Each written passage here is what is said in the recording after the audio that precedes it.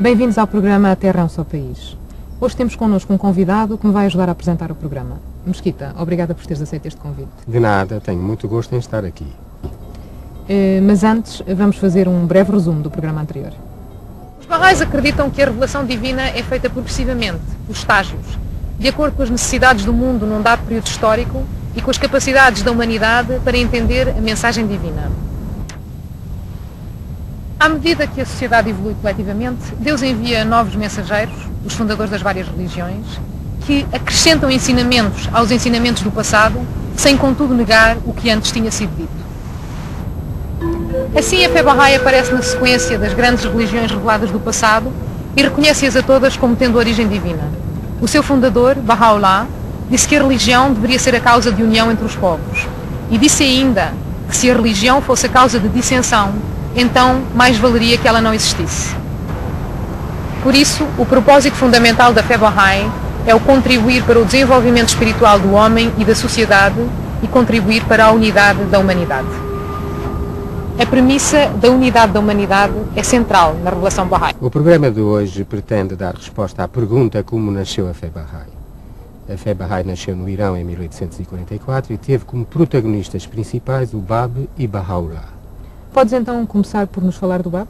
O Bab é o título porque ficou conhecido a Ali Muhammad, que nasceu em 1819 na Pérsia, atual Irão, na cidade de Shiraz. Shiraz, que era na altura a capital intelectual da Pérsia, onde havia inclusivamente um grande desenvolvimento a nível da poesia sufi. Exatamente. Ora, no início do século XIX, a escola de Sheikh Ahmad, que era uma escola teológica, onde os estudos corânicos provocaram uma corrente reformadora, predisse o retorno da Mahdi, ou seja, o enviado de Deus, na década de 1840. O Sheikh Ahmad preparou os seus adeptos para a aparição iminente de um mensageiro divino e enviou-os à sua procura por todo o país, convicto de que eles o haveriam de encontrar. Em 23 de maio de 1844 chegou a Shiraz um viajante esgotado, Mullah Hussein, um dos enviados da escola de Sheikh Ahmad. Como lhe fora pedido, há meses que Mullah Hussein andava à procura do prometido do Islão e sabia como encontrá-lo. Ele teria que lhe explicar a Sura de José. As suras são os nomes dos capítulos do Corão, não é verdade? É isso mesmo. E esta sura, em particular, dividia os teólogos do Islão e provocava grandes discussões entre eles. Pouco antes do pôr do sol, ao pé das muralhas, o viajante encontrou um jovem cuja fisionomia e porte o impressionaram. Cortesmente, esse jovem convidou-o a ir repousar à sua casa. Conversaram e, de súbito, o anfitrião disse ao visitante: "Vê, todos os sinais estão manifestos em mim." Sem sequer ter sido questionado, explicou claramente a Sura de José. Ele era o mensageiro divino esperado, o Bab, a porta, o precursor. Seria talvez conveniente explicar que Bab é o título pelo qual ficou conhecido este mensageiro divino e que significa a porta, a entrada. Isto, aliás, sucedeu também com outros mensageiros divinos no passado. Por exemplo, Cristo é o nome pelo qual Jesus ficou conhecido. Mas voltemos à nossa história. O viajante ficou convencido.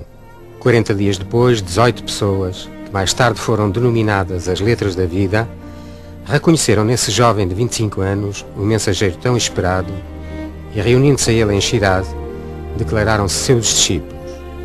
O Bab não se sentia em contradição com o islamismo e considerava que precisava apenas de cumprir as profecias. Chegou até a dirigir-se a Meca para explicar às mais altas autoridades muçulmanas o caráter divino da sua missão. Apesar de ser fundador de uma religião independente, o Bab teve como missão principal preparar o caminho para a vinda de Baha'u'lláh. Numa visão comparativa das religiões, o Bab assemelha-se a São João Batista, precursor de Jesus Cristo, que através do batismo na água preparava os crentes para o advento do Messias prometido.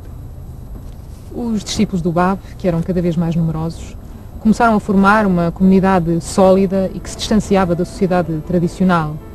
Pouco a pouco, a mudança afetou todas as esferas da expressão religiosa, a teologia, o culto, a organização.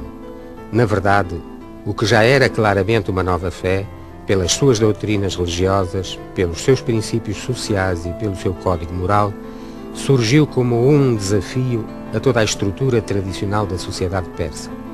O Shah que então reinava e o clero xiita, receosos, acusaram o Bab de heresia e atiraram-no para a prisão. Os seus seguidores começaram então a sofrer perseguições religiosas e uma repressão terrível, que causaram mais de 20 mil mártires em apenas 6 anos.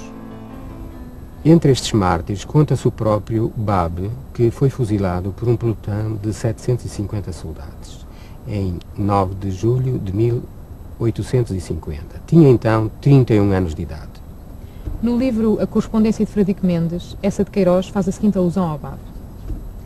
Era o homem eleito entre todos pelo Senhor para abrir aos crentes a porta da verdade e, portanto, do paraíso.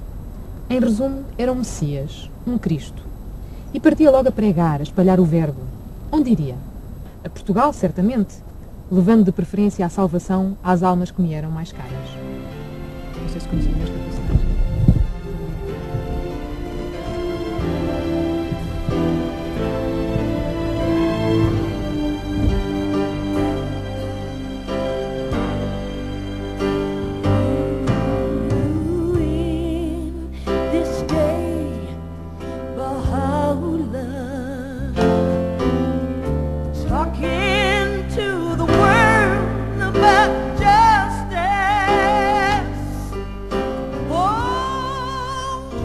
Como vimos, a missão do Bab foi preparar o caminho para a vinda de Baha'u'lláh.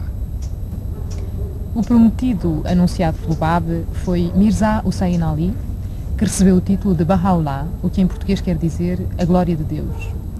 Sobre ele falaremos no próximo programa.